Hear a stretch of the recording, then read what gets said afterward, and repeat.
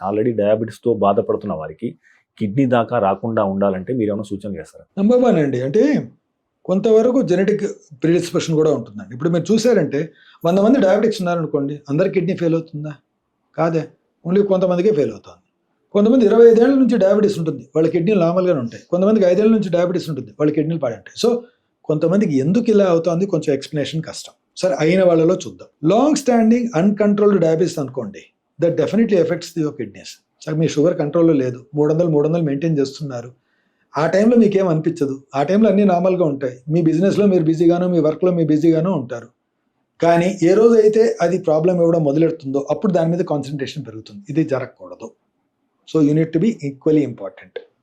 ఒకసారి కిడ్నీ మీద ఎఫెక్ట్ పడింది అని తిరగడం జరిగింది అంటే అది earliest detection is by doing a urine examination. యూరిన్లో ప్రోటీన్ అనేది పాస్ అవుతుంది అంటే that is indicator of diabetic nephropathy అంటాం. డయాబెటీస్ వల్ల కిడ్నీ చెడిపోవడానికి ఫస్ట్ నిదర్శనం అదే. మనం చాలా రోజులు అది కూడా గుర్తించాం. చాలా మంది అసలు షుగర్ చెక్ చేసుకుంటారు కానీ యూరిన్లో ప్రోటీన్ పోతుందా లేదు కూడా చెక్ చేసుకోరు. చాలా మంది కూడా చేయరు. సో అదొక ప్రాసెస్ అనుకుందాం. ఒకసారి కిడ్నీ ఎఫెక్ట్ అయిన తర్వాత క్రియాటినిన్ 2 వచ్చింది.